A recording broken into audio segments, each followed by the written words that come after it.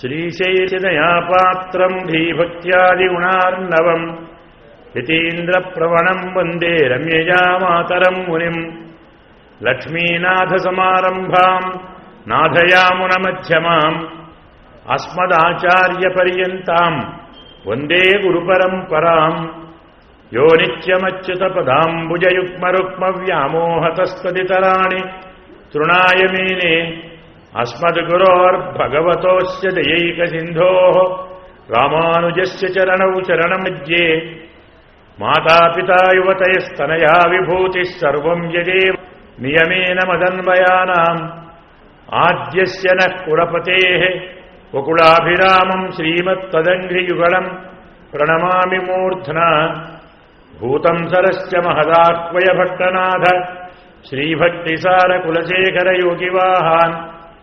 భక్తాంఘ్రిరేణుపరకాలయతీంద్రమిశ్రాన్ శ్రీమత్పరాంకుశమునిం ప్రణతోస్మి నిత్యం వసుదేవసుతం దేవం కంసచాణూరమర్దనం దేవకీ పరనందం కృష్ణం వందే జగద్గురుం అతసీపుష్పసంకాసింహారనూపురశోభితం రత్నకంకణకేయూరం కృష్ణం వందే జగద్గురుం ఉత్ఫుల్లపద్మపత్రాక్షం నీలజీమూతసన్నిభం యాదవానాం శిరోరత్నం కృష్ణం వందే జగద్గురుం కుటిలాలకసంయుక్తం పూర్ణచంద్రనిభాననం విలసత్కుండలధరం దేవం కృష్ణం వందే జగద్గురుం శ్రీవత్సాంకం మహోత్కం వనమాలా విరాజితం శంఖచక్రధరం దేవం కృష్ణం వందే జగద్గురుం మందారగంధసంయుక్తం చారుహాసం సుశోభితం బర్హి పించావచూడాంగం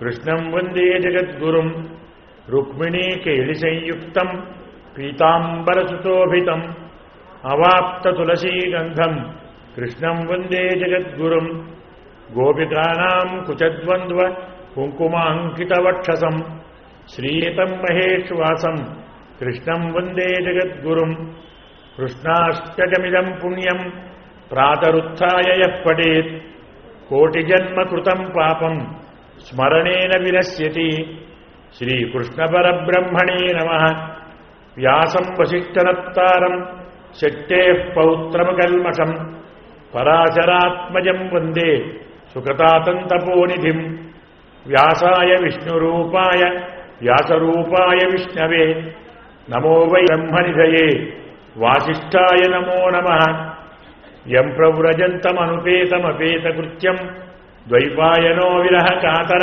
ఆజుహావ పుత్రేతి తన్మయతయా తరవోభినేదుః తం సర్వభూతహృదయం మునిమానతోస్మి శ్రీసుఖబ్రహ్మణే నమః కన్యాభరణి సంజాతం వాధూరకులభూషణం శ్రీరంగార్య గురోః పుత్రం శఠగోపమహం భజే అస్మద్గురుభ్యో నమః.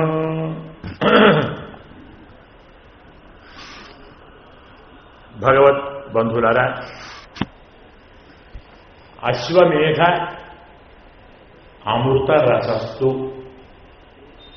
మహాభారతాన్ని ఒక వృక్షంగా రూపకమంటాం, రూపకాలంకారం.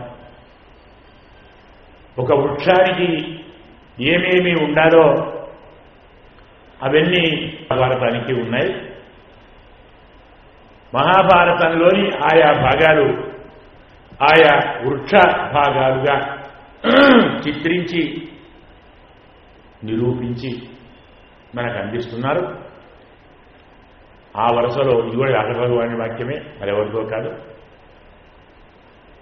ఈ వృక్షం కవీనాం ఉపజీవియంతు భవిష్యతి అంటారు. ఇది సకల కవులకు జీవనాధారమవుతుంది. అంటే ప్రపంచంలో ఏ కవి అయినా ఏ కావ్యం రాయాలన్నా, ఏ కథ రాయాలన్నా, ఏ సంఘటన రాయాలన్నా, ఏ వర్ణన చేయాలన్నా మహాభారతంలో చెప్పని కొత్త అంశాన్ని తీసుకొని అందించే అవకాశమే లేదు. అన్ని భావాలకు, అన్ని చిత్ర విచిత్రాలకు, అన్ని సంఘటనలకు ఇదే ఆధారం. అందువల్ల ఇది మహావృక్షం. దీని నీడలోనే ప్రపంచమంతా విశ్రమిస్తూ ఉంది. దీనిని ఆధారం చేసుకునే కవులందరూ తమ కవిత వైభవాన్ని ప్రకాశింపచేస్తున్నారు అని చెబుతూ అశ్వమేధ అమృత రస. మనం పైన చెప్పుకున్నాం శాంతి పర్వ మహాఫల అని. శాంతి పర్వను ఫలమన్నాం. శాంతి పర్వ ఫలానికి అశ్వమేధ పర్వ రసం. మరి పండులో ఏముండాలి? రసమే కదా. అంటే ఏమిటి? మహాభారత ఫలాన్ని మనం ఆస్వాదించాలి అంటే దేని వినాలన్నమాట? శాంతి పర్వాన్ని వినాలి. శాంతి పర్వాన్ని వింటే మొత్తం మహాభారతాన్ని విన్న అనుభూతి కలుగుతుంది, ఫలితము కలుగుతుంది. రెండే ఉన్నాయి ఇక్కడ. శాంతి పర్వంతో అనుశాసన పర్వాన్ని కూడా ఉపలక్షణంగా చెప్పుకుంటాం.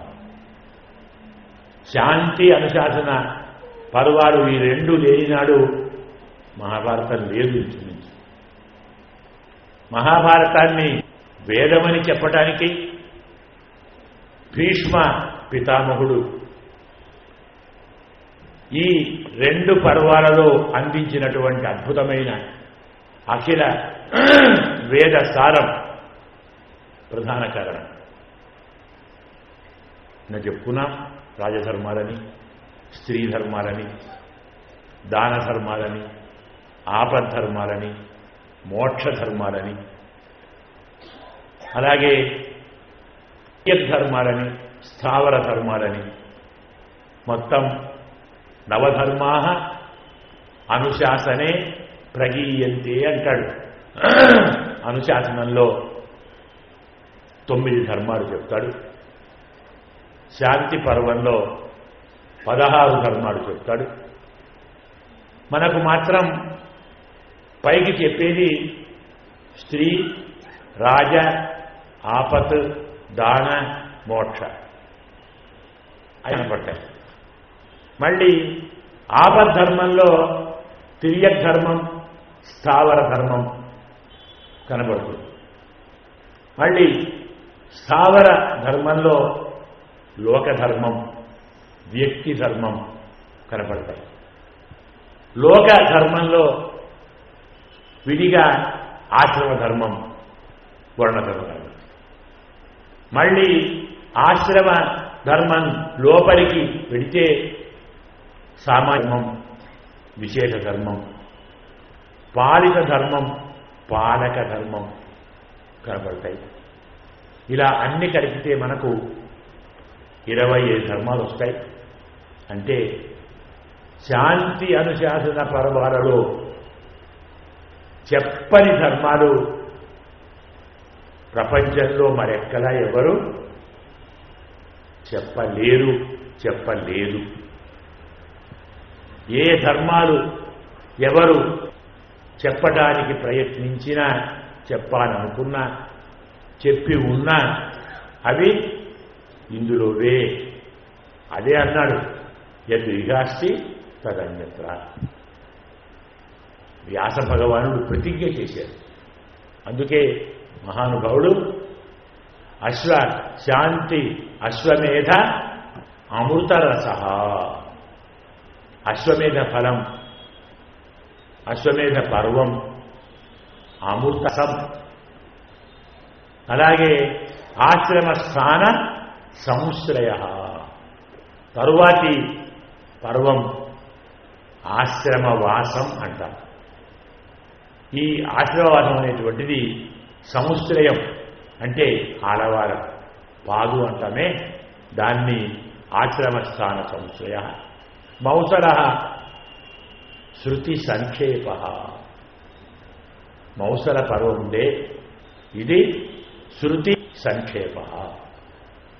మనకు చెప్పబడినటువంటి సకల ఉపనిషత్ సారం, ఉపనిషత్ సంగ్రహం మౌసల పర్వం.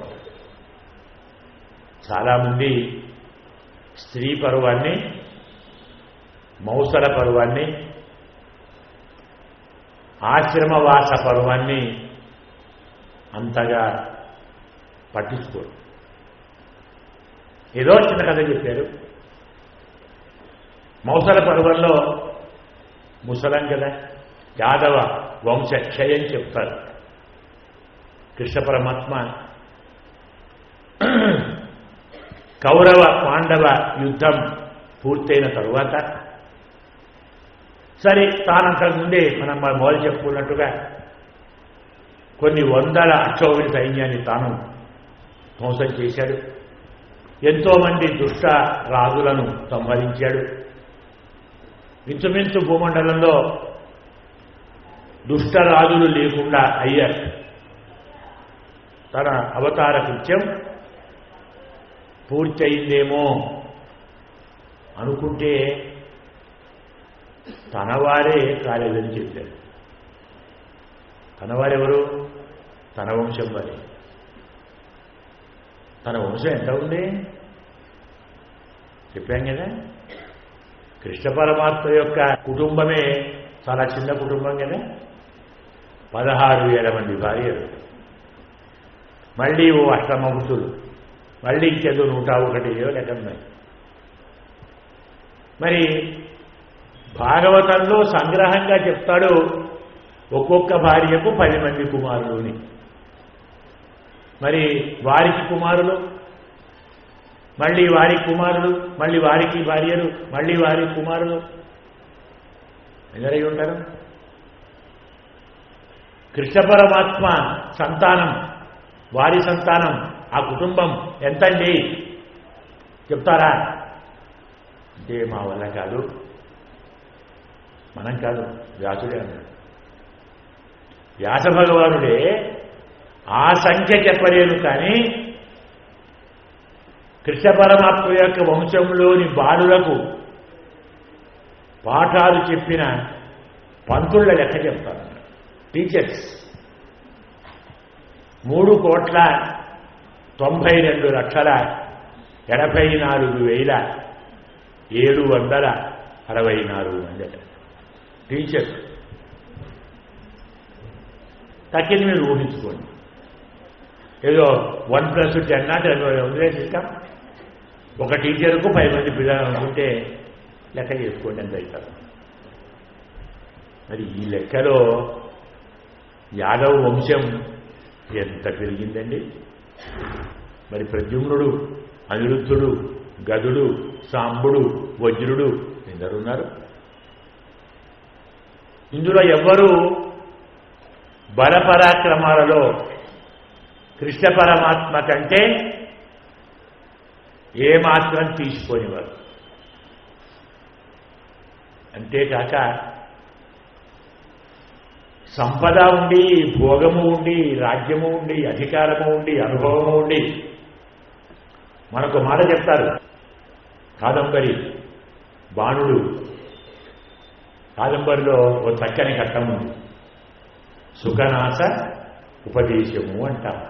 ఒక మంత్రి రాజుగారు మరునాడు తన కుమారుడికి యవ్వరాజ్య పట్టాభిషేకం జరగబోయే ముందు ప్రధానమైన మంత్రిని పిలిచి, నాయన కాస్త అబ్బాయికి 4 మంచి మాటలు చెప్పు, ఎలా పరిపాలించాలో నేర్పు అని చెప్తే అతను తీసుకొని వెళ్ళి పాఠం చెప్తాడు. ఆ పాఠంలో మొదటి పాఠం యవ్వనం, ధన సంపత్తి, ప్రభుత్వం, అవివేకిత, ఏకైవ పునర్ధాయ కిము ఎత్ర చతుష్టయం. మనిషిని పాడు చేయడానికి 4 ఉన్నాయి. మొదటిది యవ్వనం, రెండవది ధన సంపత్తి, మూడవది ప్రభుత్వం అంటే అధికారం, నాలుగవది అవివేకం. యవ్వనము, సంపద, అధికారము, అవివేకం. ఈ నాలుగులో ఒక్కొక్కటున్నా చాలు పాడు చేయడం. ఏకైకమపి అనర్థాయ, అనర్థాన్ని కలిగించటానికి ఒక్కటైనా చాలు.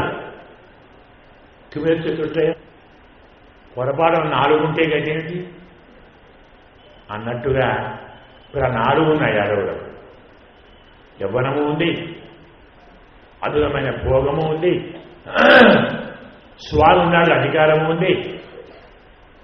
ఇక 3 ఉన్నాయి కానీ 4 అవివేకం వచ్చేస్తుంది. ఈ 4 ఉండి బల గర్వంతో, మద గర్వంతో, అధికార గర్వంతో, ధన గర్వంతో మాకెవరి మమ్మల్ని ఎవరు ఎదిరించేవారు? మా పక్క కృష్ణుడున్నాడు, కృష్ణుడు మావాడు, అతన్ని చూచి ఎవరు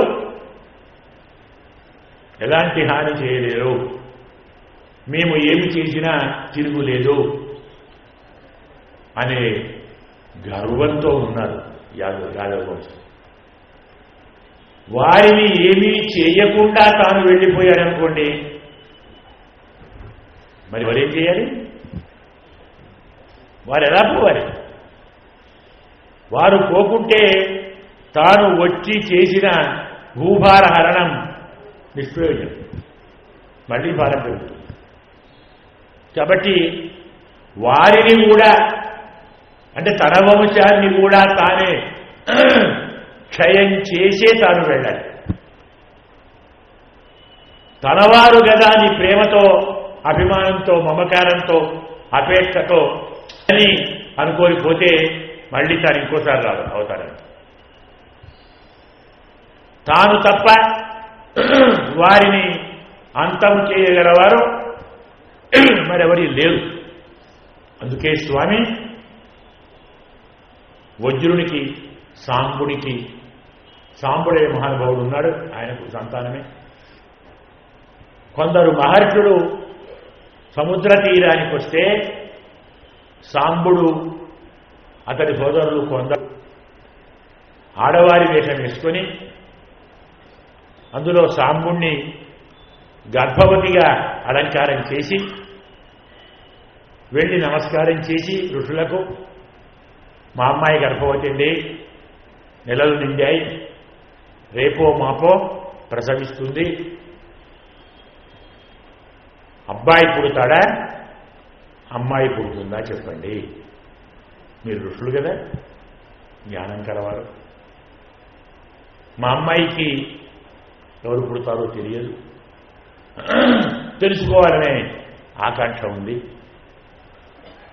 పరిహాసం ఆడారు. ఎవరితోటి? ఋషులతో, తత్వవేత్తలతోటి, జ్ఞానులతోటి. ఇలాగా అబ్బాయి అమ్మాయి పుట్టరా, మీ వంశాన్ని నాశనం చేసే ముసలం పుడుతుంది, అంటే ఒక రోకలి పుడుతుంది అని శపించారు. చాలామంది రోకలి నాశనం చేస్తుందా? అసలు రోకలి యొక్క ప్రయోజనం ఏమిటి? రోకలి ఏం చేస్తుంది? మనం ఇప్పుడు రోకల్ని మర్చిపోయాం కదా. అవి ఉన్నా వాటిని మిషన్ రూపంలో చూస్తున్నాం. కానీ ఏం చేస్తుంది రోకలి? ధాన్యాన్ని దంచుతుంది, వడ్లను దంచి పై తుష అంటాం, పొట్టు, దాన్ని తొలగించి మనకు బియ్యాన్ని ఇస్తుంది. మనం అనుకుంటాం చాలా ఉపకారం చేస్తుంది, మన నటానికి అనువైన పదార్థాన్ని మనకు అందిస్తుంది, కలిసి ఉన్న వాటిని విడదీస్తుంది కదా. కొంచెం ఆలోచించండి. పొట్టు ధాన్యం కలిసి ఉంటే దాన్ని వేరు చేస్తుంది, వేరుగా ఉన్నదాన్ని కలుపుతుంది కదా. ఆ బియ్యాన్ని అన్నముగా చేసుకుంటే అది మనలోనికి వస్తుంది, మన జీర్ణకోశంలోకి చేరుతుంది, మనకు కావలసిన బలాన్ని ప్రసాదిస్తుంది. అంతేకాదు అజీర్ణే భోజనం విషం అని రుచిగా తిన్న అన్నమే మనకది ప్రాణ అంతకమవుతుంది. మనం చెప్పుకున్నాం, అద్యతే అత్తిచ భూతాని. మనము తింటాం, మనను తింటుంది. మనను తినేది కూడా అన్నమే, మనము తినేది కూడా అన్నమే. ఈ రెండు రకముల అన్నమును మనకు అందించేది ఎవరు న్యాయంగా? ఒకటే కదా. ధాన్యమే లేదు ధాన్యాన్ని పొట్టు వేరు చేసి బియ్యాన్ని ఇవ్వలేదు, ఏం తింటావు? అన్నం తయారవుతుందా? సంస్కారం ఏమిటంటే ఆహారాన్ని ఇస్తుంది, పోషణ ఇస్తుంది, శక్తిని ఇస్తుంది, బలాన్ని ఇస్తుంది అని మాత్రం అనుకుంటాం. కానీ మనమే తీసుకొని పోతుంది అనుకుంటామా? ధాన్యంలోని పొట్టును వేరు చేయడం అంటే నాశనమే కదా. వేరుగా ఉన్నదాన్ని దగ్గరగా చేయటము అంటే మనకు బలాన్ని చేకూర్చడమే కదా. మనకు బలం చేకూర్చడము అంటే మనకున్న బలం లేని వారి బలాన్ని ధ్వంసం చేయడానికి కదా. బలం దేనికండి?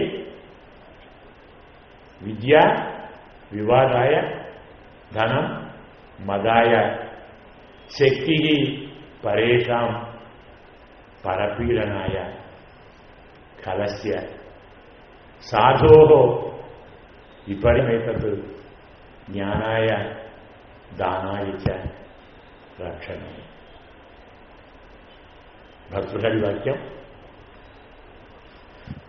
ఒకే వస్తువు వ్యక్తిని మారితే ఫలితం మారుతుంది.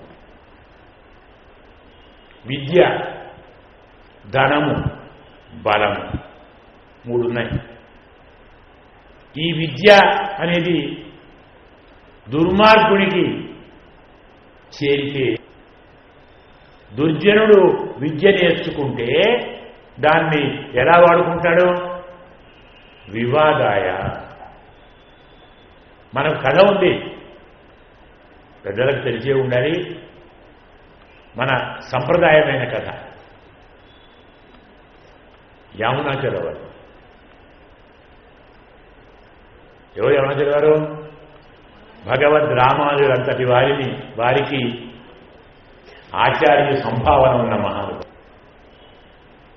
నమో నమో యామునాయ, యామునాయ నమో నమః. భగవద్ రామానుజులే వారిని ఆచార్యులుగా సంభావించారు. పాపం యామునాచార్య వారు కూడా భగవద్ రామానుజులను తాను చేరదీసి వారికి కావలసినటువంటి పారమార్థికమైన కొన్ని ఉపదేశాలు అందిద్దామనుకున్నాడు. పరమాత్మ వారిద్దరూ కలిస్తే నేను వైకుంఠంలో ఉంటానో లేదో, నన్ను దింపేస్తే గతేమిటి, వీళ్ళంతా అక్కడికి వస్తే నా గతేమిటి అని పరమాత్మ వారిద్దరినీ కలపలేదు. చమత్కారం తెలుసా? స్వామి యొక్క డ్యూటీ ఎలా ఉంటుందంటే తామరాత్మ నీటిలాగా ఉంటుంది. తామరాత్మ నీరు ఉంటుంది కానీ అంటుకోదు. జగత్తును రక్షించవలసిన వాడు స్వామి, జగత్తును భక్షించవలసిన వాడు స్వామి. అంటే సత్వగుణము అతనిదే, రజోగుణము అతనిదే, తమోగుణము అతనిదే. పండు ఇవ్వాలి, పండు మనం తినాలంటే పండును కోసే కత్తిని ఇవ్వాలి కాదు. పండు ఇచ్చి కత్తి ఇవ్వకుంటే గతి. అలాగే కత్తి ఇచ్చి పండు ఇవ్వకుంటే అంటే రక్షణ వ్యవహారం అతనిదే, శిక్షణ వ్యవహారం అతనిది. మన కథ ఉంది. నారద పురాణంలోకి వెళితే ధర్మాన్ని బాగా వినాలి కాబట్టి ఈ కథ ఇందులో ఉంది. భారతంలో కూడా అనుశాసన పర్వంలో మనం అదే పర్వం చెప్పుకుంటున్నాం కదా. చాలా సూక్ష్మంగా ఒక 16 శ్లోకాల్లో చెప్తాడు రుక్మాంగద చరిత్ర. రుక్మాంగదుడు పరమభక్తాగ్రేసుడు. ఏకాదశి వ్రతాన్ని నిష్కర్షదగిన మహానుభావం, నిర్మోహమాటంగా జరిపాడు. తనొక్కడు కాదు, తన రాజ్యంలోని వారంతా ఏకాదశి వ్రతాన్ని ఆచరించి తీరాలి.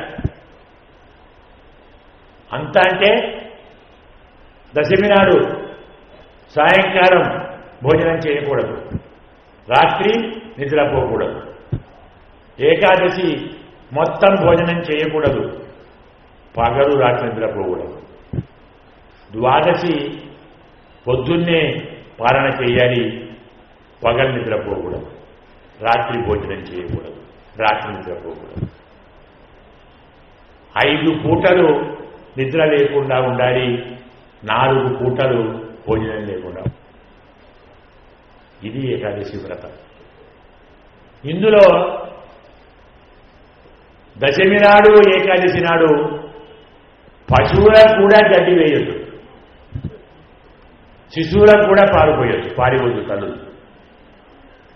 కన్న తల్లులు పసిపాపలకు కూడా పాలివ్వవద్దు. రైతులు పశువులకు కూడా గడ్డి వేయవద్దు. ఇది ఆర్డినెన్స్. ఎవరైనా దీన్ని తప్పిన వారికి బహిష్కరణ. అందులో పాపం పుణ్యం ఇష్టం ఉంటే ఉండండి, లేదు వెళ్ళిపోండి. అంత నిక్కచ్చిగా చేశారు. భయానికో భక్తికో చేసేవాడిని చూశారు. గమనించండి, ఒక రహస్యం అందరికీ తెలుసు. కొంచెం కష్టమైనా మనం కొన్ని రోజులు వరుసగా చేస్తే అలవాటైతుంది. తర్వాత మనం మానాలన్నా మానలేదు. 20 రోజులు తిరుప్పావు విన్న తర్వాత 31 రోజు తిరుప్పావులు కూడా మనకు అదేమిటండి, మనస్సు ఎంత ఉడికిపోతుంది. అంతెందుకు, ఇవాళ దాకా భారతం చెప్పుకున్నాం కదా, రేపు 9 గంటలకు అందరూ ఏమనుకుంటారు, అయ్యో ఉంటే బాగుండు. అలవాటు ఇలా వారికి అలవాటైంది. అందరూ బాగా చేస్తున్నారు. అందరూ బాగా చేస్తుంటే యమలోక నిమరాజు గారు వచ్చాడు బ్రహ్మకి. బ్రహ్మగారు నేను రాజీనామా చేస్తున్నాను. నీకేమైంది నా మధ్యన? పని లేకుండా జీతం తీసుకోవడం ఇష్టం లేదు నాకు అంటే అప్పటికాలం. ఇప్పుడు పని లేకుండా జీతం తీసుకోవాలి కదా, పని చేయకూడదు, జీతం మాత్రం కావాలి. అంటే నీ పని లేకపోవడం ఏంటిగా? ఎవరో చల్లగా నిండుగా హాయిగా ఉంటుంది కదా. ఎక్కడ ఉంటుందా? ఒకటి సృష్టించావు నువ్వు రుక్మంగళుని. వాడు వ్రతం మొదలుపెట్టాడు, ఎవరు నా దగ్గర రావటం లేదు, అంత అయిపోతుంది. అలాగా అవును, ఇతను ఆచరిస్తే ఇప్పటి వాళ్ళు రారేమో, పాతవాళ్ళు ఉంటారు కదా, వాళ్ళ దగ్గరికి పోయారు. అయ్యో స్వామి మీరు మర్చిపోయారా, మీకు నేను చెప్పాలా? ఏకాదశి వ్రతం ఒక్కరు చేస్తే వెనుక తరం 14 తరాలు, ముందు తరం 7 తరాలు వైకుంఠానికి పోతాయని మీరే కదా చెప్పారు, మర్చిపోయారా? రుక్మాంగదుని రాజ్యంలో ఒకడు ఏకవ్రతం చేస్తే నా రాజ్యంలో నుంచి 14 మంది పోతున్నారు. ఇంకోడు ఉంటాడు ఆ రాజ్యంలో ఎవరు కాడి.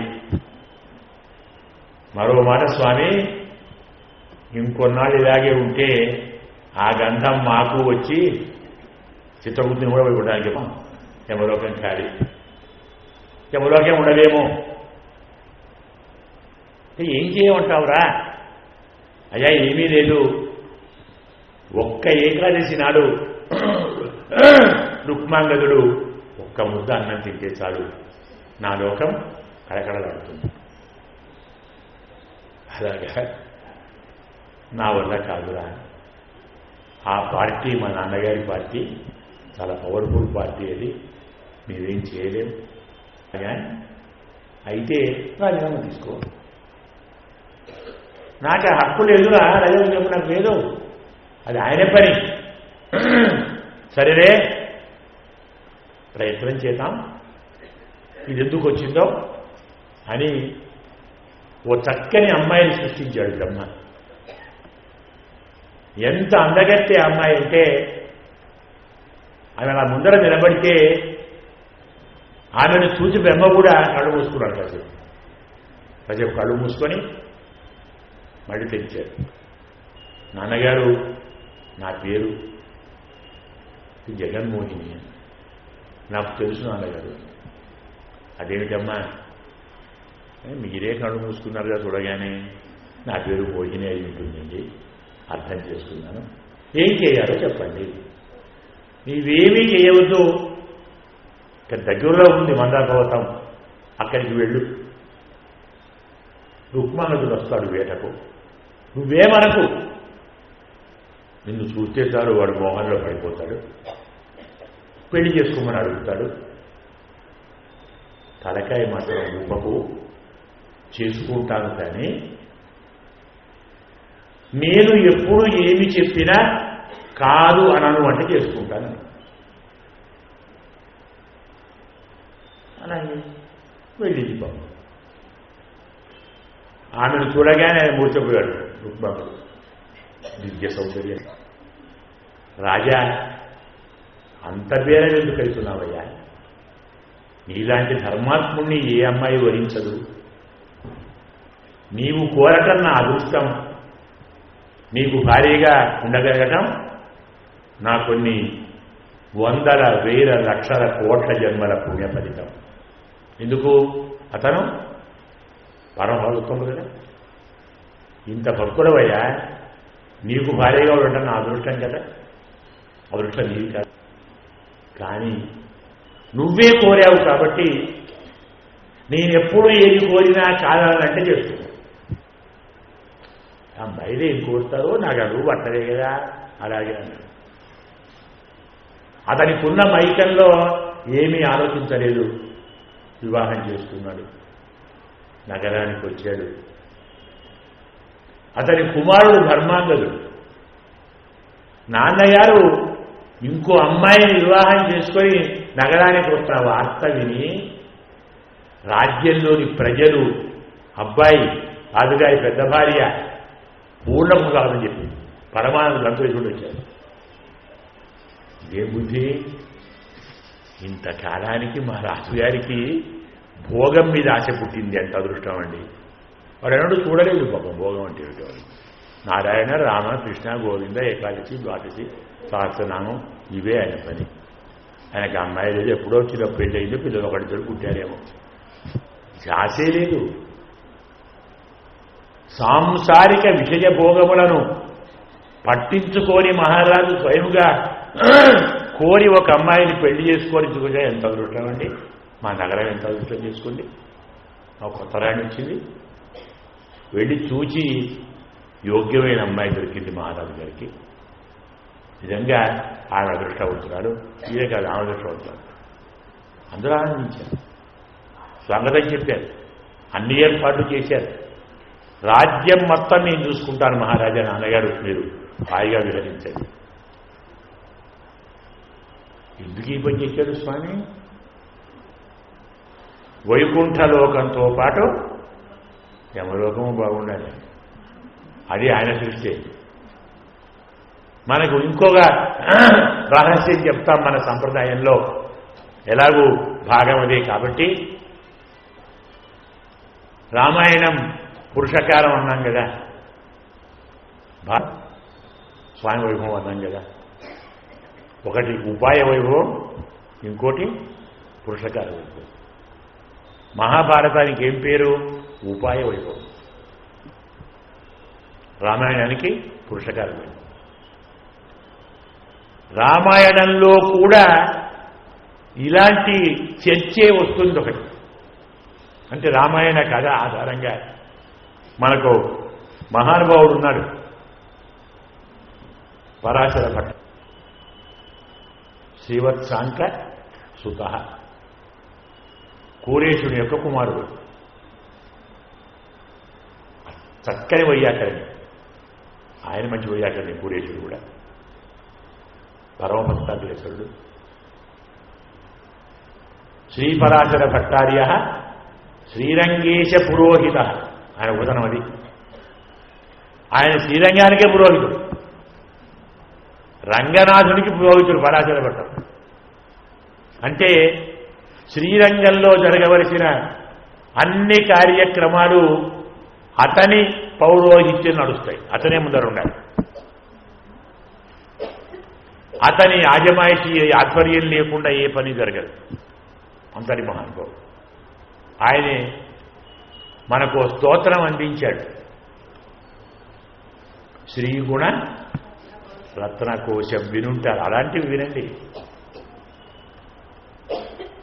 పాత రోజుల్లో భారతం, రామాయణం, భాగవతం ఎవరు చదివేవారు కాదు, వినేవారు కాదు. ఆచార్యులంతా శ్రీగుణ రత్నకోశం, ఆడువందారు స్తోత్రం, వరదరాజస్తవం, రంగరాజస్తవం, అతిమానుషస్తవం, వైకుంఠస్తవం, ఇవే గద్యత్రయం. తెలుసా ఎందుకో? ఇవి చదివితే పద్దెనిమిది అందులోనే వస్తాయి. మొత్తం భారతం అందులోనే ఉంది, మొత్తం రామం అందులోనే ఉంది, మొత్తం భారతం అందులోనే ఉంది. పూర్వాచార్యుల స్తోత్రాలలో లేని పురాణం లేదు, లేని ఇతిహాసం లేదు.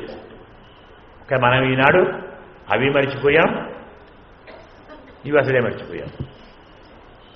ఇంకా చెప్పాలంటే మనం అవే మర్చిపోతున్నాం. ఇది ఇంకొక ఉదాహరణ. అయితే శ్రీగుణరత్న కోశం, అందులో పురుషకార వైభవాన్ని చెప్తారు. పితేవ త్వత్ప్రేయాన్ జనని పరిపూర్ణాగతి జనే హితస్రోతో వృత్య భవతి చ కదాచిత్ కలుషది. స్వామి అమ్మవారితో మాట్లాడుతున్నాడు. స్తోత్రం అండి. 63 శ్లోకాలు ఉన్నాయి. సరే, కొన్ని పాటలు 65, 66 కూడా చెప్పుకుంటాం. ప్రధానం మనకు 63, 66గా చెప్పుకున్నటువంటి శ్లోకాల్లోని పరమ రహస్యం వేరే, కావాలి చెప్పుకుందాం. అమ్మతో అంటున్నాడు స్వామి, పితేవ త్వత్ప్రేయాన్ జనని పరిపూర్ణాగతి జనే హితస్రోతో ఉత్యభవతి చ కదాచిత్ కలుషతి. అమ్మా, నీ ప్రియుడు సంబోధన తల్లి. ఎవరు నీ ప్రియుడు? మా నాన్న కదా, మా నాన్నే. పితేవ, నాన్నగారి ఒరే. నువ్వు ఒరేది రెండు గుర్తొస్తుంది ఆయనకి, నేను నాన్నను కదా అని. అదేంటండి అంటే ఆయన కాదు, మనకు గుర్తొస్తుంది ఆయన తండ్రి. అప్పుడప్పుడు మనకు గుర్తొచ్చినప్పుడు మనం వెళ్ళి స్వామిని మహాప్రభో సర్వాపరాధాన్ క్షమస్వ అని సాష్టాంగ పడతాం. అలా పడగానే ఆ స్వామి గురువును చూస్తాం. ఇప్పుడు రావాల్సిందే, ఇప్పుడు జ్ఞాపకం వచ్చాను నేను. ఇంతకాలం అడ్డగోడుగా తిరిగి అన్ని పాపాలు చేసి ఇప్పుడు జ్ఞాపకం వచ్చానా? కొంచెం కళ్ళెర చేస్తాడు. తప్పు కాదు, తండ్రి కదా. ఎందుకో?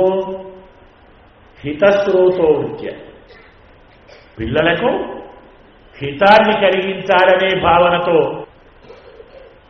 కోపడు. కానీ నువ్వు తల్లివి కదా, నాన్నగారు కోప్పడితే చూసి సహించగలవా?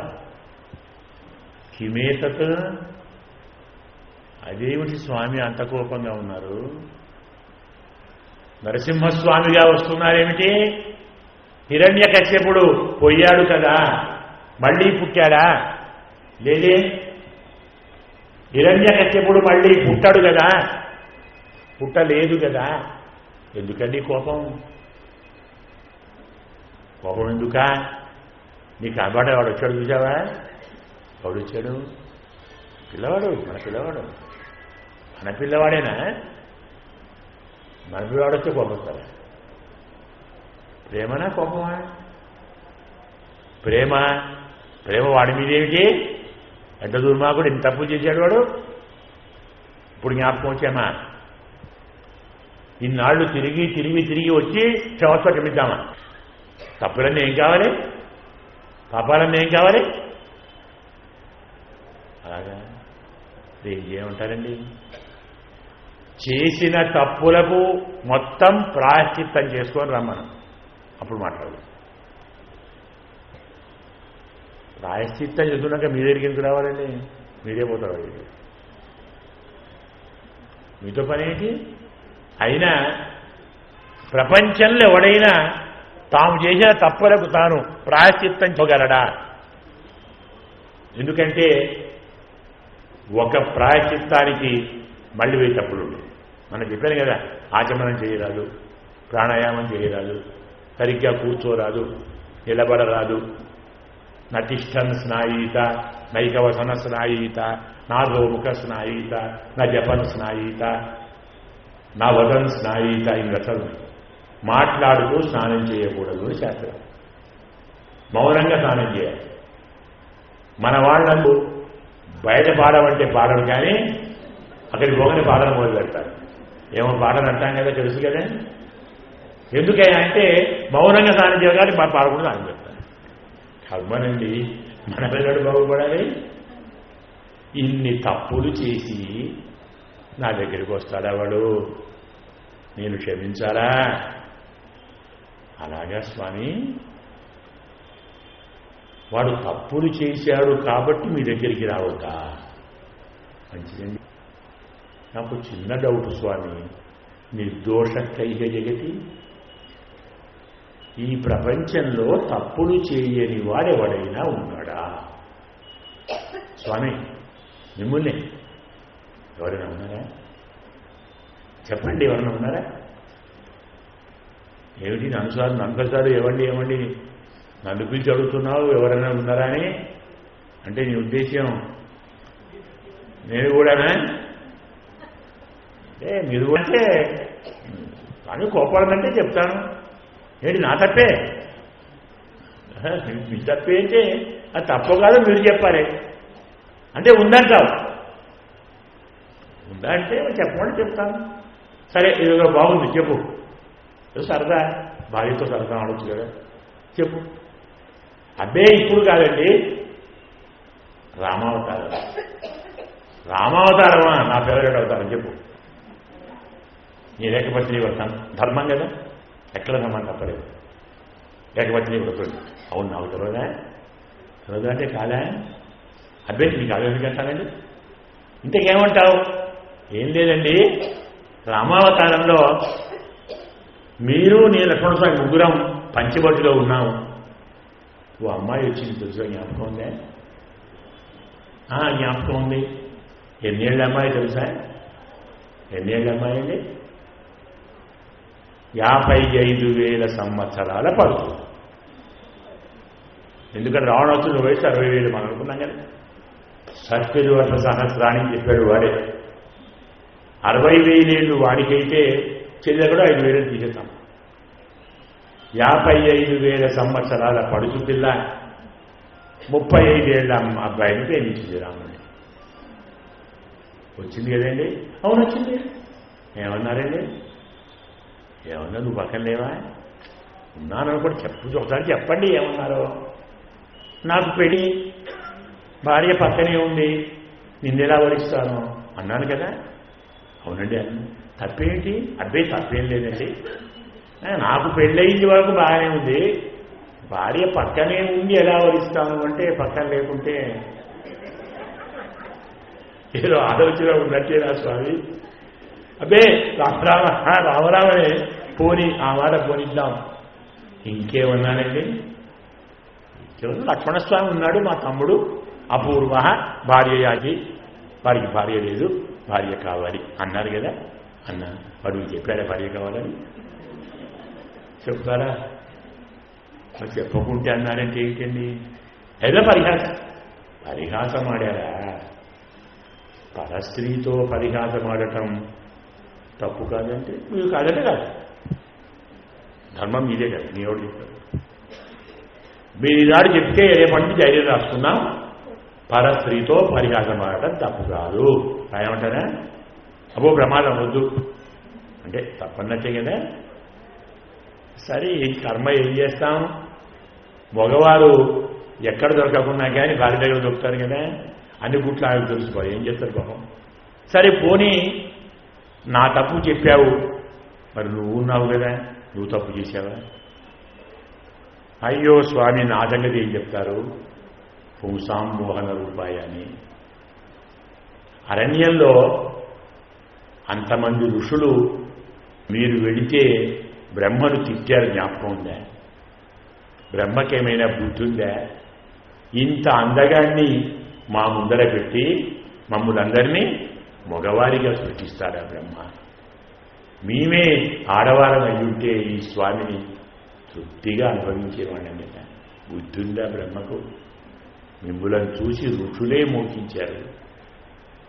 అంతటి సౌందర్యాచన మీరు పక్కన పెట్టుకొని రామ లేడీ బాగుంది తెమ్మన్నాను, లేకంటే బాగుంటుందా? బాగుందా? మిమ్మల్ని వదిలిపెట్టి ఇంకో దాన్ని కోరడం నా తప్పు కాదా? అవునవును తప్పే. మరి తప్పు మీరు నేను చేస్తే వాడు చేయడా? వాడు చేయటం తప్ప? ఇంతకేమంటావు? అబ్బే నేనేమంటానండి, మరి తప్పు చేసిన వారందరినీ శిక్షించడం మొదలు పెడితే ఎలా? ఇంతకేం చేయమంటావు? పోయిద్దరూ క్షమించండి. క్షమించారా? తప్పు చేసిన వాడిని క్షమించడం మొదలు పెడితే యమలోకం ఏమవుతుంది? అందరు ఇక్కడికే వస్తారు. అది నేను సృష్టించింది, మొత్తం ఖాళీ. ఓహో అదే మీ బాధ. యమలోకం ఏమవుతుందో అని మనలోకాన్ని పాడు చేసుకుంటారా? ఆలోచించండి. తప్పు చేసిన ప్రతివాడిని శిక్షించడం మొదలు పెడితే ఇక్కడికి ఎవరు రావాలి? మరిద్దరే కూర్చోవాలి. 60 ఏళ్ళ ఆరుమొగల్లాగా అంటాడు కాబట్టి చమత్కారాన్ని. సత్యే వర్షాన్ని అతీత్య అస్మిన్ దంపత్యో ఏధమానయో గృహే యథా వసతి లోకే తథా వైకుంఠ మందిరం అంటాడు. వ్యాసుడు ఒక చమత్కారం మాట చెప్పాడు. చదవండి వ్యాసుని కార్యాలు, వ్యాసుని గ్రంథాలు. ఈనాడు మన లోకంలో ఎంతటి ఆధునికమైన భావాలు మనకే బాగా తెలుసని గొప్పగా చెప్పుకుంటున్నామో అవన్నీ చెప్పాడు వ్యాసుడు. ఎలా ఉంటారట కలియుగంలో మానవులంటే, పెళ్ళైన కొత్తలో ఇద్దరు ఎవరున్న భార్యాభర్తలు పెళ్ళైన కొత్తలో ఏమనుకుంటారట? మేము ఇద్దరమే ఉండాలి, మా మధ్య ఎవరు ఉండద్దు. ఎవరుండదు, మీరు ఇద్దరే ఉంటారండి. ఉండనిస్తారా? అయ్యో కొత్తగా పెళ్ళయింది, కొట్లాడుకుంటారో తన్నుకుంటారో కొట్టుకుంటారో అర్థం చేసుకుంటలేదు అని కొన్నాళ్ళు అత్తగారు, కొన్నాళ్ళు మామగారు, కొన్నాళ్ళు ఆడబిడ్డ, కొన్నాళ్ళు ఇంకోవాళ్ళు ఎవరు కలిసి వస్తారు. పొమ్మని లేరు, ఉండని లేరు, వీళ్ళ సాగు పక్కకు పోయేదాం. వీళ్ళకి 60 ఏళ్ళు వచ్చాయి. నడుము నొప్పులు, కాళ్ళు నొప్పులు, చేతుల నొప్పులు. ఎవరైనా ఉంటే బాగుండు కదా, పని చేస్తారు. 60 ఏళ్ళు వచ్చాయి కదా, ఎవరైనా పక్కన ఉంటే ఇంకేదో పని చేసుకుంటారు. అయ్యో ఉంటే బాగుండు ఉంటారండి. అల్లుడిని తీసుకొని అమ్మాయి పోతుంది, కోడలు తీసుకొని కొడుకు పోతాడు. ఎవరుంటారు? ఇద్దరే ఉంటారు. అవునా? 60 ఏళ్లకు ఆ ఇద్దరే ఉండి ఏమనుభవించాలండి? వారి ముఖం వీరి ముఖం వాళ్ళు చూసుకుని కూర్చోవాలి. ఏ రుచి లేదు. అలాగే వైకుంఠంలో మన ఇద్దరమే ఉందామా? ఇబ్బంది ఏం చేయమంటావు?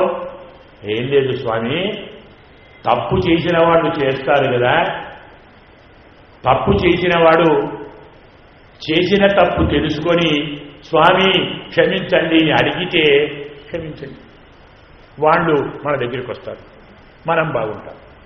ఎన్ని తప్పులు చేసినా వారు తెలుసుకోకుండా అలాగే ఉంటే నరకానికి పంపించండి, అది బాగుంటుంది. ఈ లోకం బాగుంటుంది, ఆ లోకం బాగుంటుంది అని ఇత్యేతై ఉపాయై విస్మార్య స్వజనయసి మాత తదసిన.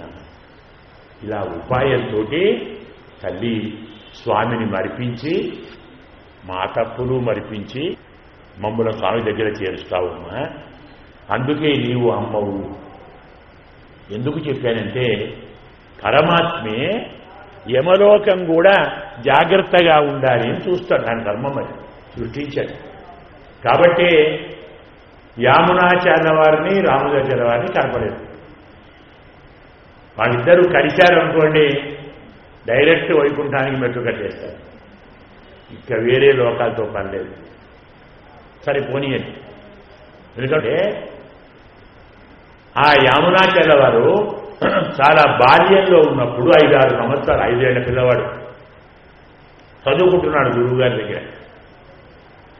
ఆ రాజ్యము రాజుగారు దగ్గర ఒకడున్నాడు పండితుడు, విద్వజ్జన కోలాహలుడు అంటారు ఆయన.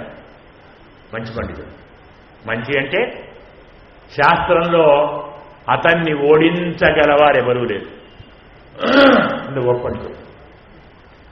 అతనికి విద్యామదం ఉంది, అంటే నా అంత పాండిత్యం కలవాడు మరెవరూ లేరు. సరే తప్పు కాదు, కానీ ప్రతివాడు నాతో వాదించాలి, నన్ను గెలిస్తే సంతోషం, నాతో ఓడిపోయిన వారు నాకు పన్ను కట్టాలి, రాజు కట్టినట్టు ఆర్డర్ ఇచ్చారు, కడుతున్నారు. ఒకసారి ఆ పండితుడే భటుడు రాజభటుని పంపాడు ఈయన దగ్గరికి.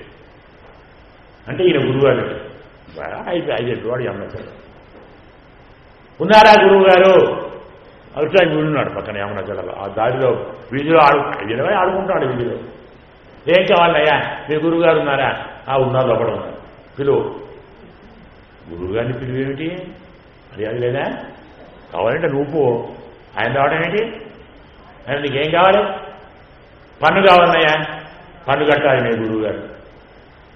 మా గారు పన్ను కట్టాలా? ఎవరికి? మా గురువుగారికి కట్టాలి. గురువుగారు పన్ను కట్టరే? కట్టాలయ్యా, మా గురువుగారు అందరినీ ఓడించారు వాదనలో, మీ గురువుగారు రాలేదు వాదానికి, వచ్చి ఓడిస్తాడా పన్ను కట్టాలని చెప్పు. ఓహో, నీ గురువుగారు వాదనలో ఓడిపోయిన వారు పన్ను తీసుకుంటున్నాడా? నేను వస్తాను కదా. నువ్వేం చేస్తావయ్యా? ఏమయ్యా వాదిస్తాను, నువ్వు తున్నావు అంటే ఇంత ఉంటేనే వాదిస్తారా? ఇంట్లో వాదించకూడదా? నీకేమన్నా రూలా? 5 ఏళ్ల వాడు పండితుడు కాదు, 50 ఏళ్ల వాడే రూల్ ఉందా? అబ్బాయి లేదు, మరి వస్తాను కదా. ఏం కోసం ఇది చెప్పాడు రాజుగారికి, రమ్మనవయ్యా అనుకున్నాడు, వస్తానంటే రమ్మను. ఎవరు ఛాలెంజ్ చేసినా ఒప్పుకోవాలని న్యాయంగా మరి రూల్ ప్రకారం. సరే రమ్మను. పల్లకి పంపించాడు, ఈయన వెళ్ళాడు. 5 ఏళ్ల పిల్లవాడు. రాజుగారు చూశాడు, పిల్లవాడు చాలా ముద్దుగా ఉన్నాడు. 5 ఏళ్ల పిల్లవాడికి వేరే గదులు రూములు ఎందుకు పెట్టినా మన ఇంట్లో మన దగ్గరే ఉంటాడండి, ఉండని. రాజుగారి దగ్గరే ఉన్నాడు. అక్కడికి పోయి గారు స్నానం, అమ్మాయి మహారాణి గారు స్నానం పోసింది, వాడికి ఏం కావాలి, అన్నీ బాగున్నాయి. పొద్దున 10 గంటలకు సభకు పోయారు. వచ్చాడు ఆ పండితుడు, విద్వజ్జన కోలాహలం. ఎవరు ఇంత ఉన్నాడు, ఎవరు? అయ్యా నమస్కారం వీడియో చేశాడు. బాలుడు కదా, వాడు పెద్దవాడు, ఈయన బాలుడు. వర్తకం. ఏమయ్యా నువ్వేనా? అవునండి. నువ్వే వాదిస్తావా? వాదిస్తానండి. ఏం వాదిస్తావా? ఏమైనా వాదిస్తాను. ఏ శాస్త్రంలో? అన్ని శాస్త్రాలు. నువ్వు వాదిస్తావా? అవునండి వాదిస్తాను. సరే నువ్వు మొదలు నీ మొదలు ఎవరు మొదలు మీ ఇష్టం. పోనీ మరి మనం మన ఇద్దరం ఏ శాస్త్రం తీసుకుందాం, మీ ఇష్టం అండి, అన్నిటికీ మీ ఇష్టం అండి అంటున్నారు. ఎవరు మాట్లాడతారా ఎవరు బిడ్డానికి ఇష్టం లేదా? సరేరా నాన్న, నువ్వు పిల్లవాడవు కదా, నీతో పెద్ద చర్చ ఎందుకు, పెద్ద గొడవ ఎందుకు, చిన్నగా చేసేద్దాం. మనకు వాదాలలో ఒక వాదం వితండవాదం ఉంది. వితండ అంటే అవునన్న దాన్ని కాదని నిరూపించాలి, కాదన్న దాన్ని అవును అంటే ఎదుటివాడు ఏది అవునంటాడో దాన్ని వీడు కాదు నిరూపించాలి, ఏది కాదంటాడో నిరూపించాలి.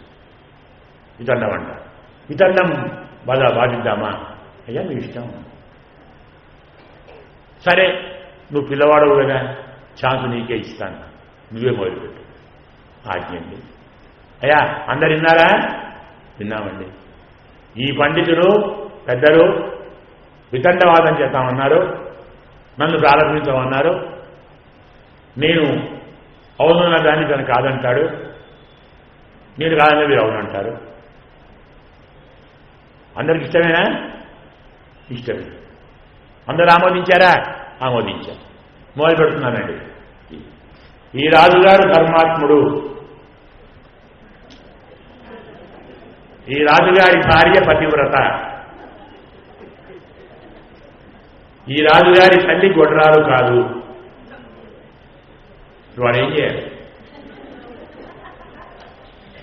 ఏం చేయాలండి? రాజుగారు ధర్మాత్ముడు కాదు నిరూపించాలి. రాజుగారి భార్య పతివ్రత కాదు నిరూపించాలి. రాజుగారి తల్లి గొడ్రాలు నిరూపించాలి. తల్లి గొడ్రాలైంది, పెద్ద గొడ్రైంది, వాడు తనకే కొట్టుకున్నాడు, కొట్టుకుంటున్నా ఇది పిల్లవాడు వీడు. మరి శాస్త్రం నిరూపించాలి. వీడు ఓడిపోయినట్లే, విషయం లేదు. తల పట్టుకున్నాడు, ఆలోచిస్తున్నాడు, ఇడిపోతున్నాడు, అడుగుతున్నాడు, గొడవ చేస్తున్నాడు. అయ్యా సమయం కావాలంటే తీసుకోండి, నేను పెట్టినా 50 వేలంకే వస్తాను, అప్పుడు చెప్పండి. దీనికి 60 అంతే ఉంటుంది, 100 అంతే ఉంటుంది, ఏం మారుతుంది? మరి శాస్త్రం ఏమిటంటే వాద లక్షణం ఎదుటివాడు నిరూపించలేకుంటే మన వీడు నిరూపించాలి, అప్పుడే గెలిచినట్టు. సరే నాన్న నేను ఓడిపోయా, నువ్వు చెప్పు, నువ్వు నిరూపించు. అయ్యా సంతోషం. ఈ రాజుగారు ఒక్కరే అబ్బాయి కదా తల్లికి? అవునండి. అవునండి. ఏకపుత్ర అపుత్ర అని శాస్త్రం. ఏకవస్త్ర వివస్త్ర, ఏకపుత్ర అపుత్ర. ఒక వస్త్రము వస్త్రం కాదు, ఒక పుత్రుడు పుత్రుడు కాదు. ఒక వస్త్రం ఉన్నవాడు వస్త్రం లేనివాడు సమానం. అందుకే మనం ఏకవస్త్రంతో స్నానం కూడా చేయకూడదు. నా ఏకవస్త్ర స్నాయీత, నా వివస్త్ర స్నాయీత. వస్త్రం లేకుండా స్నానం చేయకూడదు, ఒక వస్త్రంతో స్నానం చేయకూడదు. ఒక వస్త్రం కట్టుకోవాలి, నడుముకు మరో వస్త్రం కట్టుకోవాలి. అంతరీయం ఉత్తరీయం అంగవస్త్రం తథా త్రీణి వస్త్రాన్ని ధారయేత్ ద్విజ స్నాయన్ ఆపస్థానికి. కాబట్టి చాలా నియమాలు ఉన్నాయి. మనం చాలా పనులు చేయం, అన్నీ అధర్మాలే చేస్తాం. ఏ పని చేయకూడదు దాని ముందు చేస్తాం. కలియుగం అంటే అది అర్థం. కాబట్టి ఏకపుత్ర అపుత్ర అని శాస్త్రం కదండి. మరి ఒక అబ్బాయి ఉంటే అబ్బాయి లేనట్టే కదా. అంతెందుకు అరటి చెట్టును ఏమంటారండి? అరటి గొడ్రాలే, దానికి గెల లేదా? ఒకటే గెల, మళ్ళీ వేయదు, అందుకే అది గొడ్రాలు. కాబట్టి ఒక పుత్రుడు ఉంటే గొడ్రాలే. తల్లి గొడ్రాలేనా? ఒప్పుకున్నారా? ఎస్, ఒప్పుకున్నామండి. ఇక రాజుగారి భార్య పతివ్రత కాదు. అయ్యా రాత్రి నేను పడుకుంది వారిద్దరి మధ్యనేనండి. అటు రాజుగారు ఇటు రాణిగారు మధ్య నేను పడుకున్నాను. నా గురించి వారిద్దరూ వాదించుకున్నారు. మా గురువుగారు గెలుస్తారు అని రాజుగారు, కాదు మా అబ్బాయే గెలుస్తాడు అని రాణిగారు. నేను రాణిగారి అబ్బాయిని అయిపోయాను. సరే, తల్లి రాజమాత గారు నాకు తల్లి, తప్పేం కాదు. ఒకవేళ ఓడిపోయిన వారు గెలిచిన వారికి దాస్యం చేయాలి. ఈ ఒప్పందం ఇద్దరు చేసుకున్నారంటే వారిద్దరు భార్యాభర్తలు కానట్టే కదండి అన్న. అదేంటి భార్యాభర్తలంటే ఎప్పుడూ ఒకరికొకరు దాసులే కదా. భర్తకు భార్య దాసి, భార్యకు భర్త దాసుడు. వాడితే అభివృద్ధి వాడు చేస్తూనే ఉంటారు కదా. ఓడిపోతే చేస్తాను, ఇప్పటిదాకా చేయనట్టే కదా. అంటే మరి పతివ్రత అవునా? అలా వాదించొచ్చా? లేదండి. పతివ్రతనా? కాదండి. ఒప్పుకున్నారా? ఇక మూడవది, ఈ రాజుగారు ధర్మాత్ముడు కాదు. ఎలా? విద్యావంతుడి తోటి విద్యావంతుడితో పన్ను వసూలు చేస్తున్న ఒక మూర్ఖుణ్ణి తన సభలో పండితుడిగా పెట్టుకున్నవాడు ధర్మాత్ముడు అవుతాడా? ఒప్పుకుంటారా మీరు? అందువల్ల ఒప్పుకుంటారా? అబ్బే లేదండి, ధర్మాత్ముడు కాదు. అర్థమైందే? విద్య మదానికి కాదు. విద్య దేనికి? జ్ఞానాయ. చెప్పుకున్నాం కదా. మూర్ఖుడికి విద్య వస్తే వివాదము, అలాగే మూర్ఖుడికి ధనం వస్తే మదము, మూర్ఖుడికి శక్తి వస్తే పరపీడనాయ. విద్య వివాదాయ, ధనం మదాయ, శక్తి పరేషాం పరపీడనాయ. ఎవరికి? కలస్య సాధోహ. అదే విద్య మంచివాడికి వస్తే జ్ఞానాయ, దానాయ చ రక్షణాయ. విద్య మంచివాడికి వస్తే 10 మందికి జ్ఞానాన్ని పంచుతాడు. ధనం మంచివాడికి వస్తే 10 మందికి దానం చేస్తాడు. మంచివాడిలో శక్తి ఉంటే 10 మందిని కాపాడుతాడు కదా. కానీ నా వంశం వారు అంటే యాదవులు ఇంత ధనము, ఇంత బలము, ఇంత విద్య, ఇంత అధికారము, ఇంత యవ్వనము ఇవన్నీ ఉన్న తరువాత వారు మంచివారు అవుతారా? మంచివారు కాలేదు కాబట్టి మహర్షులుగే వస్తే పరిహాసం చేశారు. వారికున్న శక్తి పెద్దలను అవమానించుకొచ్చింది. అందుకే ముసలం రోకరి మనం చెప్పుకున్నాం. ఈ రోకరి ఏం చేస్తుంది? పెరిగిన దాన్ని తగ్గిస్తుంది. మనం చెప్పుకున్నాం కదా. వడ్ల గింజకు పొట్టు పోగొడుతుంది, బియ్యానికి పై కవరు పోగొడుతుంది. అది మన కడుపులోకి ప్రవేశించి మనకున్న ఆకలిని పోగొడుతుంది. అది ఎక్కువైతే మనను పోగొడుతుంది. అంటే ముసలం పనేమిటి? నాశనం చేయడమే.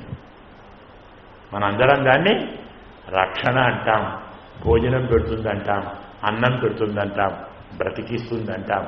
కానీ న్యాయంగా ముసలం ఏం చేస్తుందండి? సంహారం చేస్తుంది. ఇంతటి రహస్యమైన అర్థాన్ని మనసులో పెట్టుకొని ఆ ఋషులు ముసలం పుడుతుంది అని చెప్పించారు. అన్న కాసేపటి అతని గర్భంలో నుంచి ముసలం పుట్టింది. దాన్ని తీసుకొని వెళ్ళి ద్వారకలో సభలో వారంతా పెట్టి పెద్దలందరికీ చెప్పారు. ఇలా ఇలా జరిగింది, మేము పొరపాటు చేశాం, పరిహాసం ఆడాం, వారు కోపించారు, ఈ ముసలం మన వంశాన్ని నశింపచేస్తుందన్నారు, తరుణోపాయం చెప్పండి అంటే ఎవరు చెప్పలేదు. స్వామి కూడా అనుకున్నాడు. దాన్ని పొడి పొడి చేసి ఆ రోకలిని సముద్రంలో గడిపారు. దాని పొన్ను అంటాం, కింద ఇనుప ముక్క ఉంటుంది కింద, దాన్ని కూడా పొడి చేసి సముద్రంలో పడేశారు. చెక్క భాగం పొడైన భాగం సముద్రంలో తుంగలాగా మొలిచింది. ఇనుపు భాగం పొడైన భాగాన్ని దగ్గరికి గడ్డగా అయితే ఒక చేప మింగింది. ఆ చేపను ఒక బెస్తవాడు పట్టి దాన్ని కోస్తే దాని కడుపులో ఈ ఇనుప ముక్కే ఒక మొల అయింది. దాన్ని చూచి ఒక వేటగాడు ఇది బాగుంది, చాలా తీవ్రంగా ఉంటుందని దాన్ని తీసుకొని సాగదీసి సానబట్టి తన బాణానికి పెట్టుకున్నాడు. తరువాత కొన్ని రోజులకు యాదవులందరూ పర్వదినంలో ప్రభాత తీర్థానికి వచ్చి సముద్రంలో స్నానము చేసి బ్రాహ్మణోత్తములకు దానాలు ఇచ్చి భోజనము పెట్టి వారందరినీ పంపించిన తర్వాత తాము భుజించాలని వారందరినీ పంపి తామందరూ మద్యపానం చేసి మదోన్మత్తులై తనవారా ఎదుటివారా అనే విషయం తెలియని మత్తులో ఒకరినొకరు కొట్టుకొని చచ్చారు. దేంతో కొట్టుకున్నారు? ఆ తుంగతో కొట్టుకున్నారు. తుంగ అని చెప్పాం కదా, ఎక్కడిదా తుంగ? ముసలమే ఒకనే అందరూ పోయారు. కృష్ణ పరమాత్మ ఏకాంతంలో వెళ్ళి ఓ చెట్టు మొదట్లో ఎడమ తొడ మీద కుడికాలు పెట్టుకొని పడుకుంటే కుడికాలు బొటన వేలును ఒక చిలుక అనుకొని ఒక వేటగాడు బాణం వేసికొట్టాడు. ఆనపు కొన ఈ రోకలి ఇరుముకే. అర్థమైందే? అతను కూడా యాదవంశుడే. మరి వంశం నాశనంగా వాడుకోవద్దు. తాను కూడా శాపానికి అతీతుడు కాదు. ధర్మాన్ని రక్షించేవాడు ధర్మాన్ని తప్పుతాడా? ఆ ధర్మానికి తాను బద్ధుడవుతాడు కదా. పరమాత్మ కూడా అదే ధర్మంతో అదే శాపంలో భాగంగా తాను వెళ్ళిపోయి. అంటే సంపాదించటము, ఐశ్వర్యము, బలము, తేజస్సు, వీర్యము, శక్తి, జ్ఞానము, మదము, వనరులు ఇవన్నీ ధర్మాన్ని రక్షించటానికైనప్పుడు మాత్రమే హితమును, కీర్తిని, శ్రేయస్సును కలిగిస్తాయి. ఇవే ధర్మానికి భంగము చేస్తే హాని కలిగిస్తాయి. అర్థమైంది కదా? ఇంత గొప్ప నీతిని బోధించిన పర్వ ఏం పర్వ? మౌసల పర్వ. చాలామంది ఈ మౌసల పర్వను పట్టించుకోరు, కానీ చాలా అద్భుతమైన పర్వ. పరమ తత్వాన్ని చెప్తుంది. అందుకే మౌసల శృతి సంక్షేప,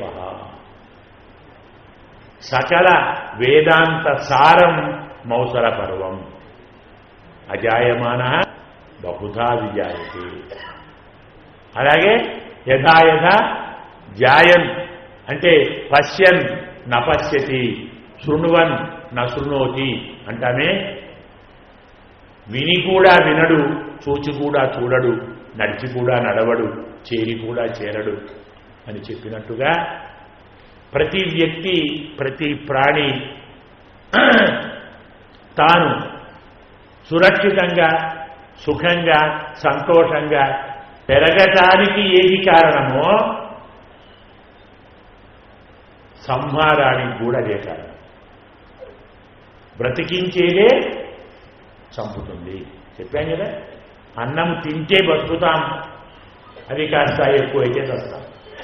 ఎక్కువే కాదు, ఒక చిన్న అన్నం మెతుకు గొంతులో అడ్డం పడిందనుకోండి, పరిస్థితి ఏమిటి? కాబట్టి ఏది బ్రతకటానికి సాధనమో అదే సంహారానికి సాధనం. నేను సంపాదించాను, నేను దాచిపెట్టుకున్నాను, నేను ఆనందంగా బతుకుతాను అనుకుంటే నీవు సంపాదించిందే నిన్ను అంతం చేయవచ్చు. కాబట్టి మనకు తేన చెత్తేన పుంజీదా, ఏది నీవు త్యాగం చేస్తావో అది నీ అనుభవము, త్యాగం చేయండి నీది కాదనేటువంటి ఈశావాస్య బృహత్ సారం మౌసల పర్వం. అందుకే వ్యాసుడు చమత్కారంగా మౌసల శృతి సంక్షేప, మౌసలం అంటే సకల వేద సారము, సకల వేదాంత సారము. చాలామందికి ఈ పదానికి అర్థం కాదు, ఏముంది మౌసలం, అందరూ పోవటమే కదా. ఇంత ఉంది అందులో. ఆ మౌసల పర్వంలో ఇంత సారం ఉంది, ఇంత తత్వం ఉంది. అందుకే వ్యాసుడు మౌసల శృతి సంక్షేప, ఇంత కష్టపడి మహాభారతాన్ని ఒక వృక్షంగా తయారు చేశాడు కదా. మరి వృక్షం ఎవరికి ఆశ్రయం? పక్షులకు కదా కదా. చెట్టు మీద ఎవరుంటాయి? పక్షులను ఏమంటారు సంస్కృతంలో? ద్విజుడు అంటారు. అందుకే శిష్టద్విజ నిషేవిత. ఇంత పెద్ద భారత మహావృక్షం శిష్టద్విజులు, సాధువులైన పండితులైన జ్ఞానాచార సంపన్నులైన బ్రాహ్మణుల చేత సేవించబడేది. ద్విజ అంటే పక్షులు, ద్విజ అంటే బ్రాహ్మణులు. అంతేకాదు ద్విజ అంటే దంతములు కూడా. పండ్లను ఏమంటాం? గోళ్లను ఏమంటాం? ఇవన్నీ ద్విజాలే. రెండోసారి పుట్టేవన్నీ ద్విజాలే. కానీ సందర్భాన్ని బట్టి మనం అర్థం చెప్పుకుంటాం. కాబట్టి ఒక మాట ఉంది, రామార్జునౌ యుద్ధత అంటాడు. రాముడు అర్జునుడు యుద్ధం చేస్తున్నారు. బాగుందా? చిచి అసలు బాగుండదండి. ఏం బాగుంటుంది? కొంచెం ఆలోచిస్తే బాగుంటుంది. రాముడు అంటే పరశురాముడు, అర్జునుడు అంటే కార్తవీర్యుడు. ఇద్దరు కొట్టాడతారు, ఇంకొట్టాడు, హాయిపోతాడు. సందర్భ శుద్ధి కావాలి. వ్యక్తిగ్రహ, వ్యాకరణ, ఉపమాన, కోశ, ఆప్తవాక్యాత్ వ్యవహారతశ్చ సాన్నిధ్యత సిద్ధ పదాపదేశాత్ అంటారు. పక్కనున్న పదాన్ని బట్టి అర్థం చెప్పుకోవాలి. సశంఖ చక్రో హరి అంటే శ్రీమన్నారాయణ, సవజ్రీ హరి అంటే ఇంద్రుడు, సదౌష్ట్రో హరి అంటే పాము, సదంతో హరి అంటే ఏడు. పదాన్ని బట్టి మారుతుంది. కాబట్టి శిష్టద్విజ నిషేధిత, సజ్జనులైనటువంటి బ్రాహ్మణోత్తముల చేత సేవించబడేది. తెలుసా ఇది చెప్పామో ఈ శ్లోకం? ఈ శ్లోకంలో మనకు మొత్తం భారతం వచ్చేసింది కదా, అదేగా. మొత్తం 18 పర్వాలు వచ్చాయి. ఏ ఏ పర్వము ఎంత ఎంత ప్రాధాన్యమైన అంశాలు ఉన్నాయో, ఏ ఏ పర్వంలో ఏ ఏ విశేషాలు ఉన్నాయో వర్ణించారు. ఇలా చదవాలి భారతాన్ని. భారతాన్ని చదివేవారు మొదలు ఈ శ్లోకాన్ని చదువుకొని ఇందులోని ప్రతి పర్వం యొక్క వైశిష్ట్యాన్ని అర్థం చేసుకొని ముందరికి పోవాలి.